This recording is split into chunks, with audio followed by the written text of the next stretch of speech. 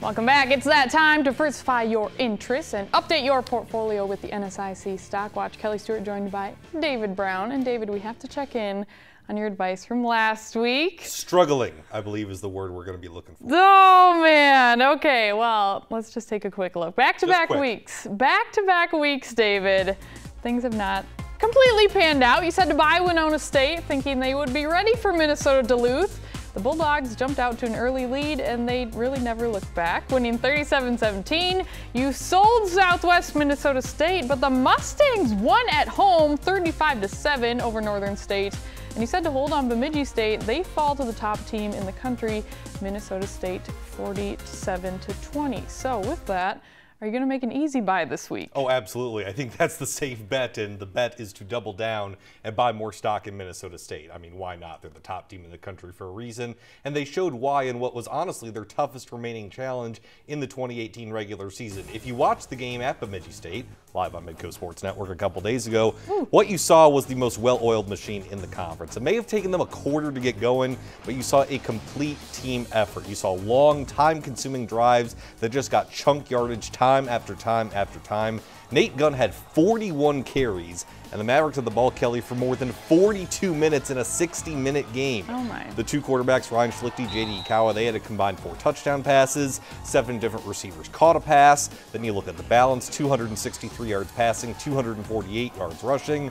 The defense got 4 sacks. Casey Bednarski was the special teams player of the week in the NSIC with 4 field goals, including a 55-yarder. Head coach Todd Hofter told me last week in the lead up to the BSU game that the Minot State game previously was the first time he'd seen a complete team effort this entire season. I think this past weekend makes it a second consecutive week. Minnesota State is absolutely rolling right now, and there's no doubt in my mind you should buy more and more stock of Minnesota State. Especially if you win the Mega Millions. Absolutely. Invest it all in the Mavs. Invest $1.6 billion in Minnesota State. Oh my gosh, they would love that. All right, well anyways, easy buy, easy to bet on them. Who are you selling this week? Unfortunately, I got to pull the plug and sell on Northern State. It's been a tough year in Aberdeen for Tom Dosh and company, but what was supposed to be the strength of this team in the defense, they really haven't come together in the last 3 weeks. They've given up more than 28 points in each of the last 3 games, and a lot of those are coming on big plays, Kelly. Northern State has allowed 11 touchdowns this season of more than 30 yards, including ones in each of the last 3 games. There's a ton of individual talent on that defense, great individual players that have all-conference potential, but opponents have taken sort of a famine feast type of approach. They wear down that NSU defense. That makes them susceptible to those big plays. The offense still has a lot of question marks as well, but again, plenty of playmakers. 2019 is going to be an interesting year to see if a collection of talent can gel cohesively into one unit, but for now, I would say to sell on Northern State. That defense just gives up too many big plays to consider them a good property.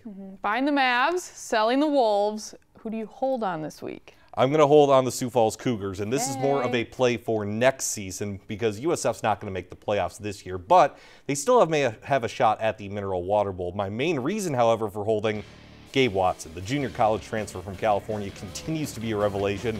Just when you thought he couldn't get any better, he sets a career high with 320 yards rushing and 5 touchdowns in USF's 55-21 win over MSU Moorhead. He now has 1,517 rushing yards and 21 touchdowns with a minimum of 3 games left to play. He's honestly a candidate for the Harlan Hill Trophy. That's basically the Division II equivalent of the Heisman Trophy. No one from the NSIC has ever won it before. They've had finalists in the past. This might be the year to change that despite USF not making the Division II playoffs. They'll have one more season next year in purple. Sioux Falls needs to take advantage of that and ride Gabe Watson into 2019. Maybe they can rebound, win some of those closer games next season, but Gabe Watson gives them a chance every single weekend. Hold on Sioux Falls at least until 2019. All right.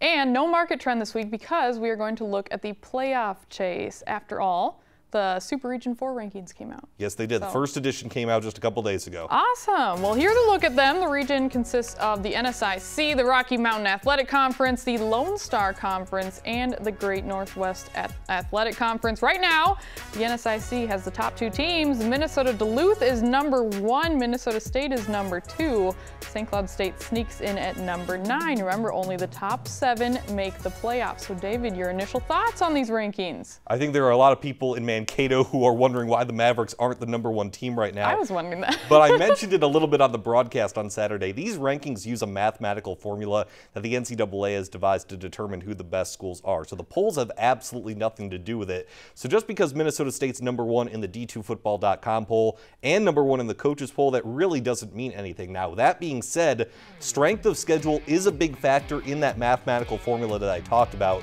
Minnesota Duluth will be facing teams with a combined 3 wins in the final 3 weeks. So in my mind, that's going to go down for the Bulldogs, that strength of scheduling factor, while the Mavs are facing 3 teams with a combined 10 wins. Assuming both teams win out and they both finish 11-0, I would still expect the Mavs to leap to that top spot, but that still remains to be seen. Either way, great to see the NSIC not just have 2 teams in the rankings, but the top 2 teams. It's going to be a fun final 3-week stretch as this all shakes out.